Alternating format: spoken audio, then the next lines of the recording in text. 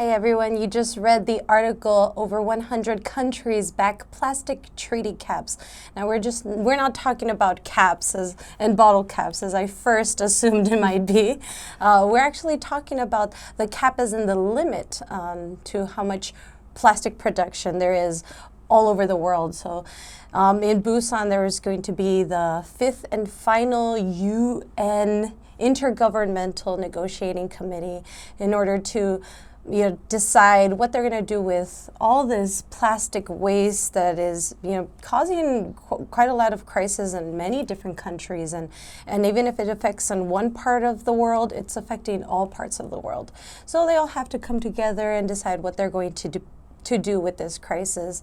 Some have been very overly ambitious and said that they want to stop all plastic production and replace it with other forms. However, some other countries like Saudi Arabia, they don't even want any cap on the plastic production.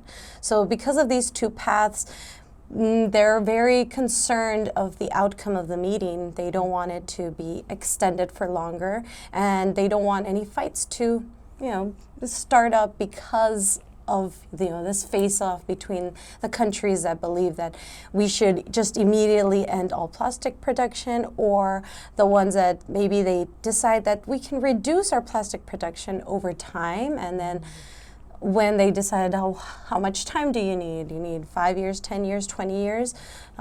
Everybody has to come to a consensus of this crisis.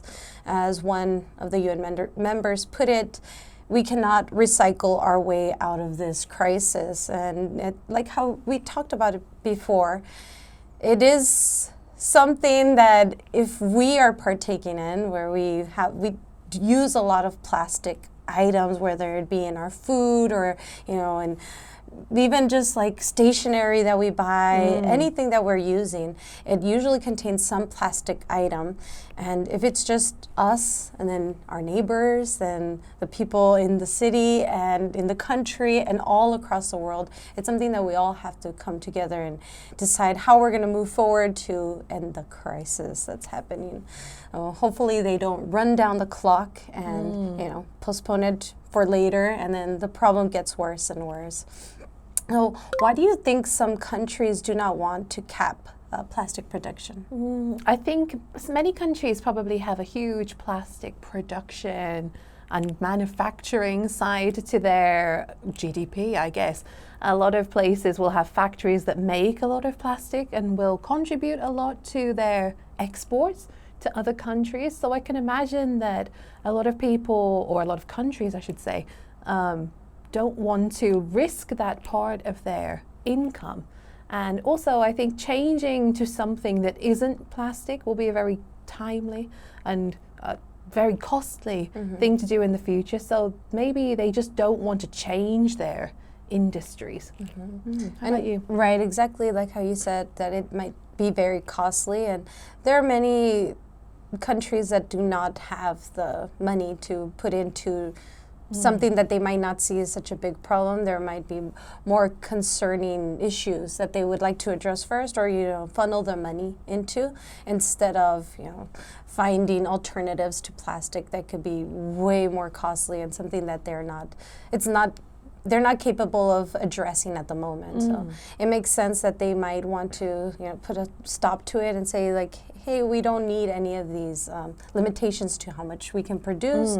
If you guys want to do it, then go right for it. You do it for us. But yeah, it just depends country by country. Right. Do you believe the global community can come to an agreement on a legally binding treaty to reduce the plastic pollution? I think in an ideal world, yes. Like if every country would agree to cooperate with each other on something like this, I would love for that to happen. But I think realistically, I don't think it's possible. I think countries all around the world have a different culture around plastic. So if I think about Southeast Asia, it's very common to be able to buy like a a soft drink from a market store in like a plastic bag. And even though that is wasteful, if you think it's like a one-time use, that's part of their culture. And I think changing things like that would be very difficult. And as you mentioned in the preview, in Korea, we have a very extensive recycling program, but in different countries around the world, the one that comes to mind is Thailand. They don't have something like that. So it really shocked me when I first went to Thailand, and I stayed there for a considerable period of time, that we didn't separate anything. Everything just goes into the same garbage bag, and it was so shocking to me, because in the UK we also stringently separate everything. And I think just cultural differences and lifestyle differences all around the world would make a global treaty that everyone is equal on will be very difficult. How about you? Are you more optimistic? No. The way I see it, it might be better if they added some incentives. Like if you reduce your plastic production by certain percentages over time, there could be some incentives, maybe by some, the richer, well-off countries, that they could help the other countries that are struggling with it. Maybe like, I know that the Philippines has a problem with their landfills and how they are recycling it, and I know that in some parts of India as well. So if other countries provided some incentive, maybe some ways that they could help, or if they found a solution as in some production means of cheaper and easier to make product or material that they could replace their plastic production, then in that case I believe that it would be easier for them to come to a consensus. But with the way that life is as of now, I don't see it happening anytime soon. But we'll see.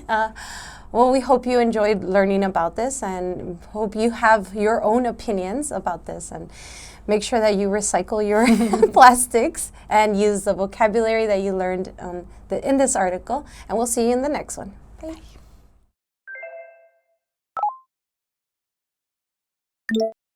Cap. Cap. Face off. Face off. Wrap up.